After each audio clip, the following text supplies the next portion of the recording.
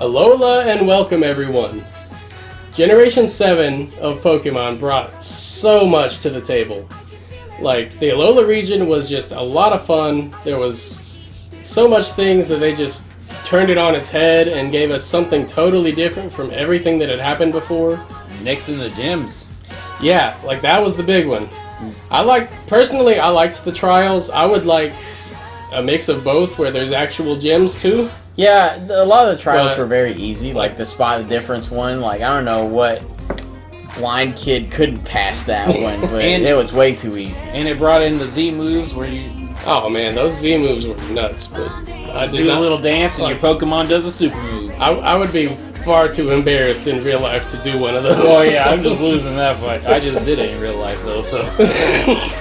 Alola, the region itself was very charming. Island hopping was very unique and cool. Yeah. Going to each different island, they had like multiple biomes for multiple Pokemon like breeds. It was really cool. And Regional variants. You won't see any on this list, but they were really damn cool. So get your suntan lotion ready and hop on the SS Anne because we are sailing to Alola for the top 10 Gen 7 Pokemon.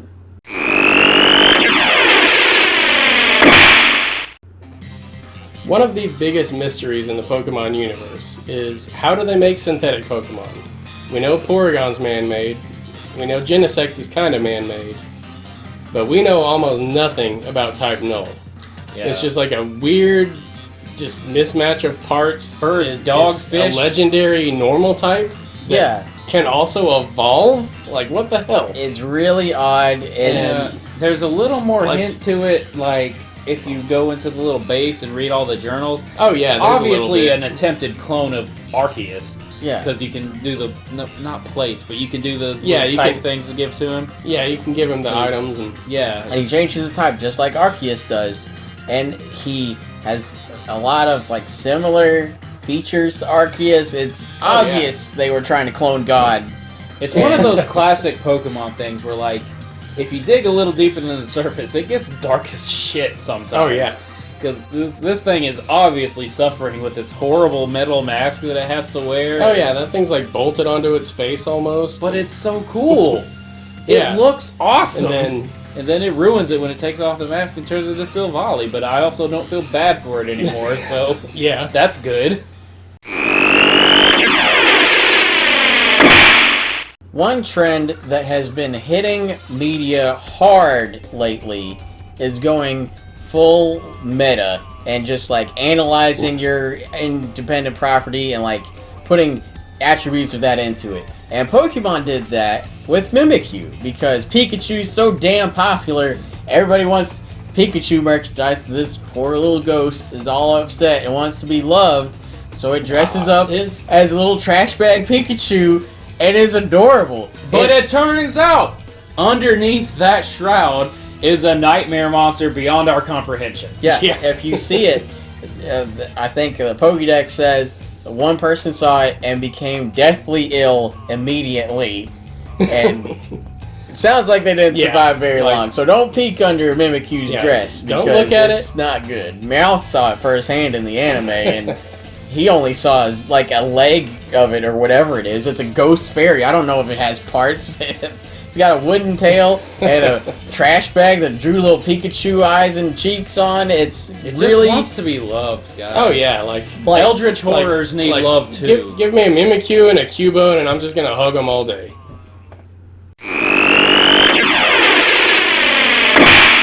One of the absolute fiercest looking legendaries is Solgaleo. Like, you can't go wrong with a giant metal lion. He's a sun lion. Like, he's no straight up the power of the sun. He's the sun no Pokemon. Fire. No fire type. I was really surprised by that. I thought he was going to be Steel Fire. Ooh, but I want to Steel Fire real bad. I'm sure there is one. Steel Psychic is still a damn good type combo. Oh, yeah. Mm-hmm. And, you know, it starts out another weird legendary, because this one evolves. Starts out as little Nebby. Get in the bag, Nebby. Yeah, get in the bag. Starts out as a Cosmog. Cosmog, that's Dex the name. And then it evolves. Turns into this weird eyeball thing that apparently weighs like 25 tons or something. Yeah, Cosmoem? I think. It's never. It's not clear to me, at least, how to pronounce I don't know. They called it Nebby. So yeah, it's Nebby. It's Nebby. It's all Nebby. Get in the back. But then Nebby. it turns into this awesome lion, and just anybody that's against it is going to be afraid. Anybody that's using it is going to be so happy.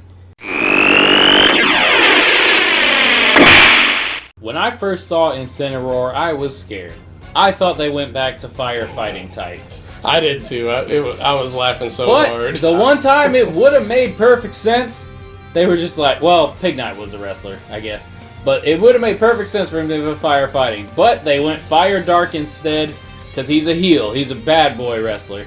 And I couldn't have been happier, because it turned out that was a great type. Incineroar, I hate that he lost his 4 legs and stood on 2. But at the same time, he's awesome. He's so awesome, he made it into Smash. He poses all the time. He shoots fire out of his crotch. I wish I was better in Smash with him, but I kill myself almost every time. I mean, it's a game about ring outs, and he can't jump, so he's not well built for Smash in a lot of ways. But the fact is, he made it because he's recognizable. He's fun, and they captured his personality in Smash too. Because every time you land an attack, he'll do a little pose. Because he's just a wrestler. He likes to brag. He likes to wrestle. He's got cool attacks like Dark Lariat and, yeah, pretty killer Z move as well. Incineroar. You wrestle your way into my heart.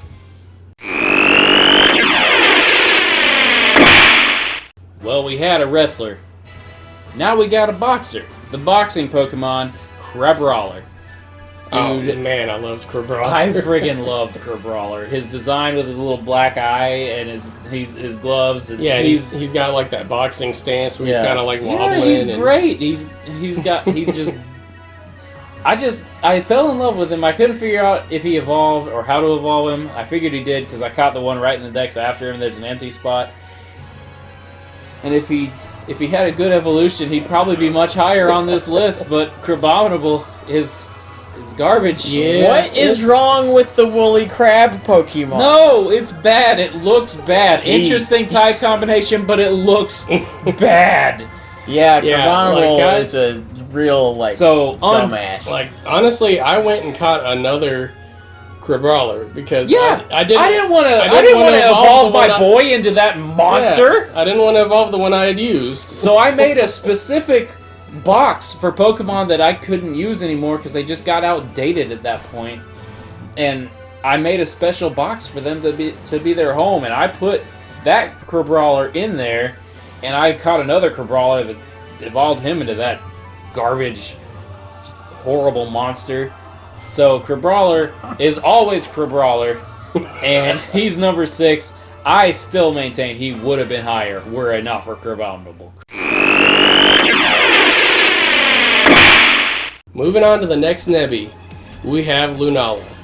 He's just this awesome bat made out of space, and he looks real cool. Like, just psychic ghost, awesome typing. Got gold with little accents all over him. He's got the moon on the back of his head. Yeah, he is the moon or whatever. He's the perfect foil to Solgaleo because he's just like everything is opposite but equal.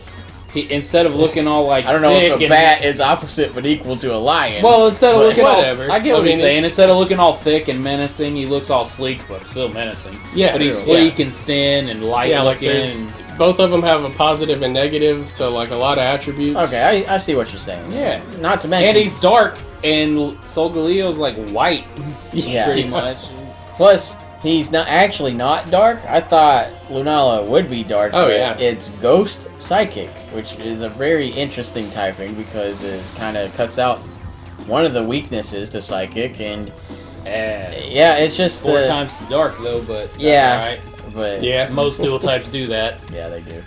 But it was a refreshing change of pace because we finally got a really, really good designed bat Pokemon.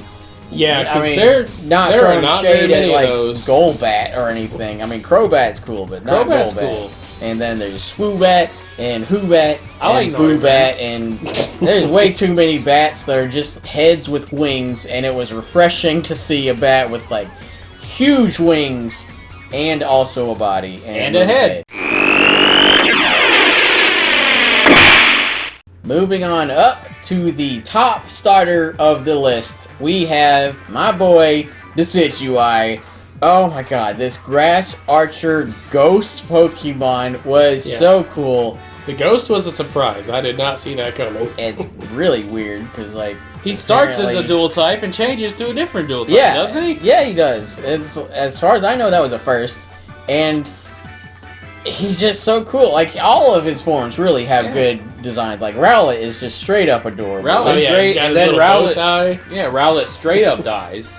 Yeah. And then that's how he evolves. The second form, I'm blanking on the name. I think it's like Dextrix or something weird like that. I'll know it and put it here in the video, but he's kind of cool. He's got this emo, like, magician look going on, and then he dies and becomes an archer, and we have Decidueye, who's wearing this cool hoodie, and it's a cloak, and he, like, pulls a string on his arm and shoots his feathers at people. It's really cool. Spirit Shackle. He's got Spirit Shackle, his unique move that not only is it a great attack, but it pins the opponent's spirit to the ground, so it also has like a mean look effect that makes them not able to escape, which is really cool because the Decidueye just like looks at him, shoots at him, and he's just like, you're not going anywhere. But his Z move is also really insane. He shoots just a barrage of quill arrows at the opponent, and oh my god, I love the Decidueye. I was really upset he wasn't in Smash, but we did get to see him kick 3D ass in Pokken Tournament.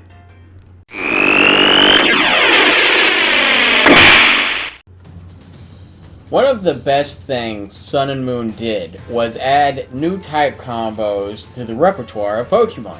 And probably the absolute best of them is Salazzle, the Poison Fire Pokemon. Pretty sure that's your favorite type combo ever. It's definitely up there. Awesome. Now, Salazzle with that type combo is great on her own, but she gets kind of docked a little bit of points because you can only evolve a female I was Salandit. so mad. And they are very hard to come by. I used that damn male Salandit for... Yeah, he was up to level 35 or something. I was like, I guess I need a stone or a location to evolve this stupid thing. But and then I looked on... I thought it was a friend evolution. Yeah, but then internet kicked in, and I was like, oh, it's only a woman, so I gotta get a female Salandit, and that took way longer than expected. But, well worth it, because Salandit and Salazzle both have this unique ability where they can poison anything. Steel doesn't matter. Poisoned. Poisoned doesn't matter. Poisoned. It's absolutely ridiculous. The fact that I can use Toxic on a Weezing and just kill it slowly but surely, gaining momentum with every hit, is absolutely insane. My Salazzle was probably my favorite Pokemon of this generation. Second was Decidueye. Third, I gotta give honorable mention to Mudsdale. He was awesome. Stamina is amazing. But this is about Salazzle, and she is just the most, like, she's the brightest light of this game to me, and I loved every minute of it. Salazzle was just one of the best, most, like, sexually confusing Pokemon, because she's pretty sexy.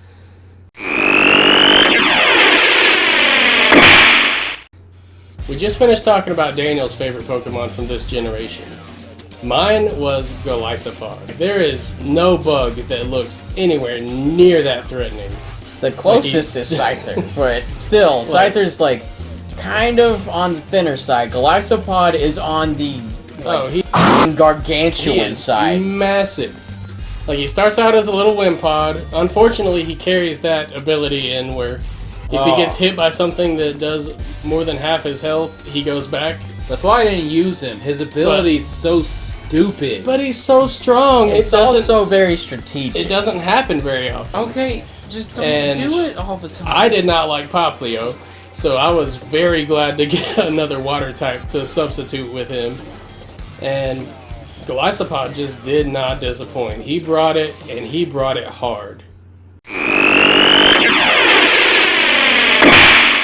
Time for the #1 Pokemon of Gen 7. Easily the best design Pokemon has ever seen. Super useful. Everyone loves it. We got Bruxish. No, not Bruxish. I'm talking about Vikavolt. Vikavolt is the shit. Vikavolt was the shit. I'm very open with my feelings on bug Pokemon, but Gen 7 brought the pain with these bug types, man. He starts out as cute little grubbin, whatever, that's cool. Then he turns into a bus. Bus or a battery? It's a toss-up. I like bus. Charger is hilarious, and I don't know what he looks like. But then he goes from a bus to a friggin' railgun in Vikavolt. Electric Bug is a pretty good type. I'm sure we've had one before, and I just never noticed, because like I said, I don't like bug type. But Vikavolt stuck around for quite a while in my team, because I had a Golisopod, and once I noticed his dumbass ability, I traded him in for a Vikavolt. I liked Vikavolt a lot better. I didn't carry him through the Elite Four, but I carried Vikavolt longer than I've carried a bug type in my entire Pokemon career. That's saying something coming from me.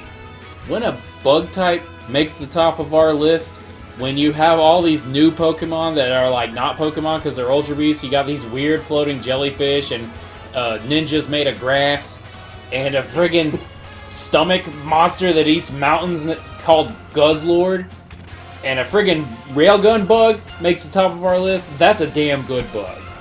We love Vikavolt around here, and I really hope he makes the cut in Pokemon Sword and Shield. Well, that is our top 10 Generation 7 Pokemon. We liked Sun and Moon a lot. I know a lot of people didn't, but you can't argue the facts that there are some great Pokemon, at least 10, and we think these are the 10. Now, we are coming to a close of our Generation videos, kind of thank God, but Sword and Shield is out soon, if not already out, and you're in the future. So, stay tuned for our Gen 8 Pokemon list, because that will be coming. We're going to get Sword and Shield, we're going to dive right into the Galar region, and find the top 10 best monsters to put in our pockets. Stay tuned.